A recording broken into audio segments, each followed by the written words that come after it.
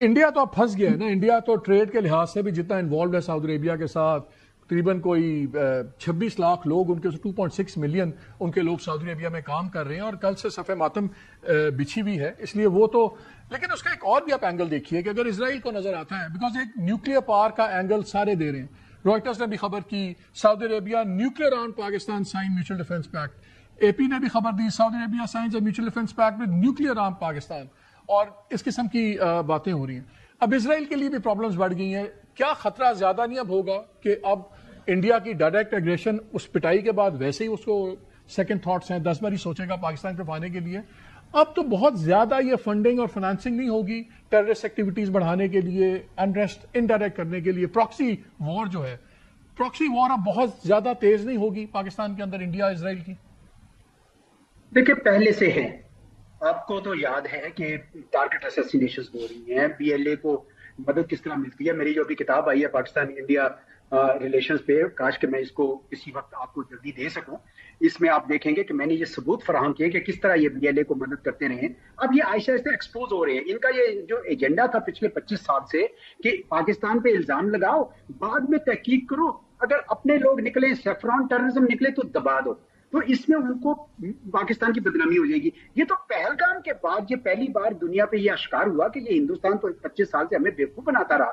یہ کتاب بھی میرے وہ سارے ٹیررزم انسیڈنٹس کو ایگزامن کر کے بتاتی ہے کہ جناب ہوا یہی ہے کہ انہوں نے یہ کام خود کروایا، یہ ہوئے اور پاکستان پہ الزام لگا. ہمیں یہ جو ہے اپنے اوپر اب زیادہ اعتماد کرنا چاہیے کہ ہندوستان کا ایجنڈا اب نہیں چلے گا. یہ ہائیبرڈ وار یہ بڑے عرصے سے کر رہے ہیں، لیکن میں آپ کو بتاؤں، اور اسرائیل ان کے ساتھ ہے اس معاملے میں، ہمیں کوئی شک نہیں ہونا چاہیے.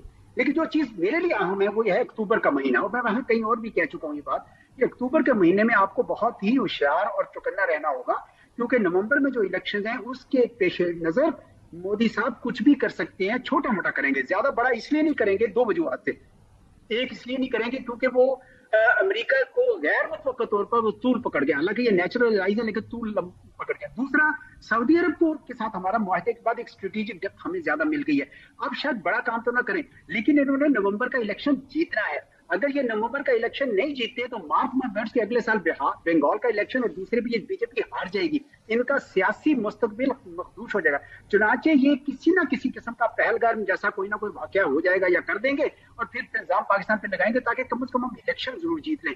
مجھے اس لیے لگتا ہے کہ اکتوبر کے مہینے میں بہرحال ہمیں چوکنا رہنا چاہیے، اگرچہ اس جارحیت کا خطرہ اب کہیں کم ہے بنسبت پہلے کے جو پہلے ہمیں زیادہ نظر آ رہا ہے. اچھا، ایک آپ ٹاپ ڈپلومیٹ رہے ہیں، ذرا مجھے بتائیے جو گورنمنٹ آف انڈیا کے منسٹری آف ایکسٹرنل افیئرز نے اسٹیٹمنٹ نکالی، ایک تو دفتر کھولتے ہی نکالی، ان کے کوئی 8:30 بجے انہوں نے اپنی اسٹیٹمنٹ آج نکال دی. اس میں وہ کہتے ہیں we will study the implication of this development for our national security as well as for regional and global stability, اور ہماری گورنمنٹ کمیٹڈ ہے to protecting India's national interest and ensure comprehensive national security. 5 لائنوں میں national security 2 دفعہ کیا، اور یہ word کہ اس کے کیا اثرات ہو سکتے ہیں ہماری نیشنل سیکورٹی پہ. یہ بڑی کیئرفلی سوچی سمجھی اسٹیٹمنٹ ہے آبویسلی، اور اتنے امپورٹنٹ ایشو کے اوپر نکلی ہے. اتنا جو نیشنل سیکورٹی کو 3 بار انہوں نے بات کی ہے. ڈیفنس ایگریمنٹ تو پاکستان اور سعودی عربیہ کے اندر ہوا نا، انڈیا کی تو ہم بات ہی نہیں کر رہے، ہم نے تو کہا ہی نہیں کہ ہم کچھ کریں گے. تو اس نے کتنا ان نرو کیا ہے انڈیا کو جب آپ یہ 3 لائنز پڑھتے ہیں؟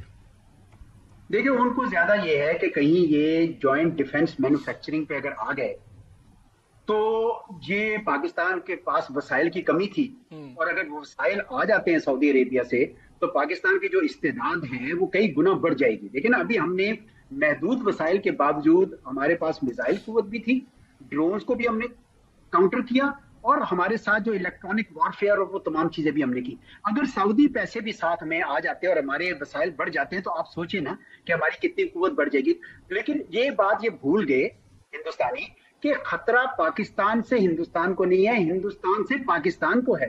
ہم تو ایک دفاعی نوعیت کا معاہدہ کیا ہے، اور اس میں بار بار یہ ڈیفنس کا ذکر اسی لیے ہے کہ ہم دفاعی نوعیت کا، اور سعودی عرب بھی دفاع کر رہا ہے اسرائیل کے خلاف اور ان کی جارحیت کے خلاف، اور ہم دفاع کر رہے ہیں ہندوستان کی جارحیت کے خلاف. تو ہمیں میرے خیال میں اپنے مقصد سے ہٹنا نہیں چاہیے. وہ چاہے جو مرضی کہیں، ہمارے نزدیک یہ جارحیت روکنے کا ایک اور پرو ایکٹیو قسم کا سمجھ لیں منصوبہ ہے، جس سے میں سمجھتا ہوں کہ پاکستان کا دفاع اور سعودی عرب کا بھی دفاع مضبوط ہوگا.